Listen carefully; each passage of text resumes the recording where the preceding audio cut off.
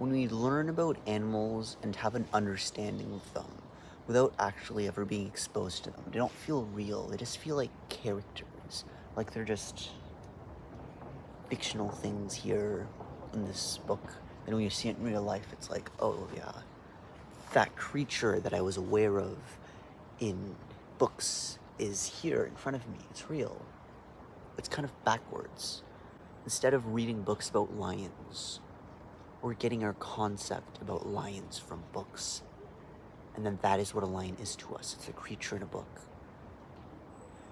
What's even worse is that we have documentaries which show us clips, best parts, through months and months of footage that they collect from the animals. They put it into 1 hour, and then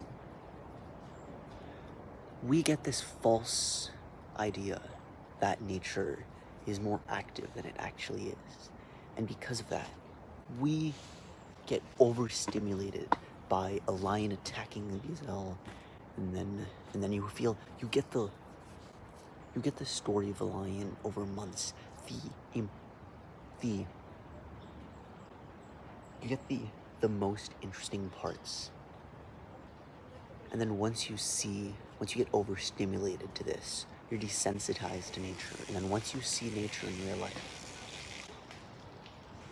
it doesn't feel as interesting anymore, because watching documentaries can make you love nature more, but the nature that you love is the clips, the best moments. You're interested in the hunts, in the escapes, in all those exciting thrills.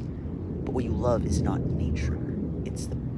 It's the best parts, best moments. You're not interested in just calm nature happening, you know?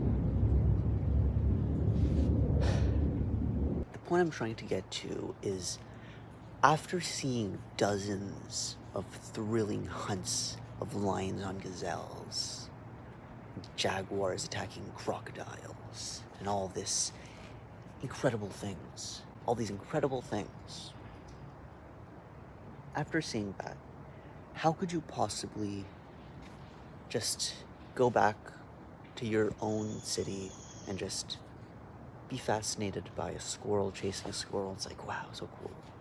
You get desensitized. It's no longer interesting. I think that we should focus on exposing ourselves to the animals in our own neighborhoods and our cities.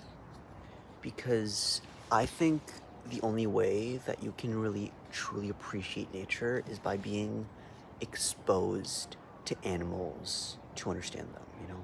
You have to be in front of it. You have to be in front of it in real life for it to feel like a real creature. So that instead of it feeling like a character in a book being seen in real life, you're seeing a squirrel. And the only thing you know about squirrels is what you've seen of them. So they actually feel like living creatures. And it's so nice. Like, my favorite animals are unironically squirrels and raccoons. They're so cute, and just seeing them just move and just so adorable, you know? So, how is it feasible to get exposed to the animals in your community, in your neighborhood, in your city? Well, for me, I go to a park, as I'm in right now, and it's everywhere. Not everywhere necessarily has parks, but also you can just look at squirrels at home or just in a place with trees. There's gonna be raccoons no matter what, and those are nice. And yeah, if you want to have a good feeling of what an animal is, to feel like these animals are real things that you understand in a real way, you have to go to the park every week, or maybe not every week, but you have to go regularly, and then you'll be exposed to them and they'll feel real, and you'll start to like animals. Because the reason I like squirrels and raccoons is not because they're inherently the best animals. It's because it's what I'm around and I see, and I can understand them. So they're my favorite because I understand them, and what I understand, I really like about them. And I think it's really important to have a close connection with animals. And I think that, of course, since it's important for us to have it, the next logical step is how can we have this for our children? How can we make it so that our kids have a healthy relationship towards animals and towards nature?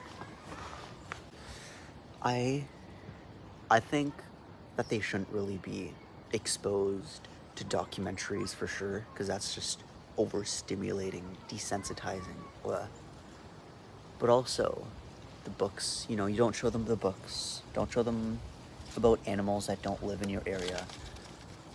I think it still makes sense to give them fables, like stories about animals that are humanoid, It's not like you have any idea that animals act like this.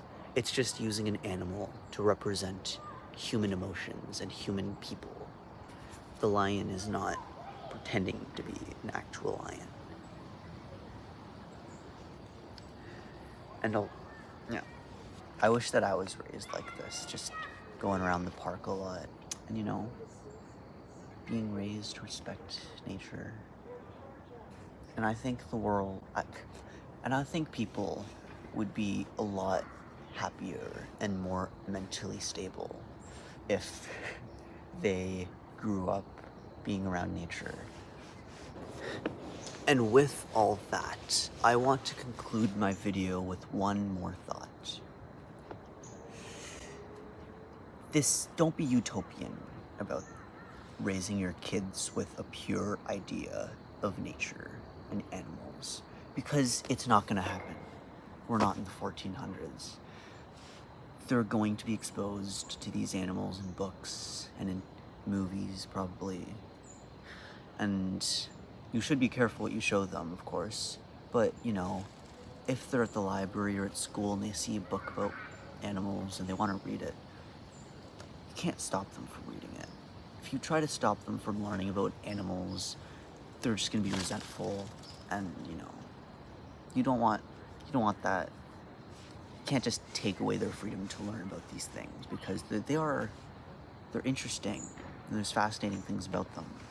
Even if they do read these things, or their friends expose them to these things, I think that if, when they're younger, you can teach your kids to appreciate the nature in their neighborhood and in their city, they're probably going to like these things, and they're probably going to like animals, and they'll continue to like the animals of the city once they learn of the outside.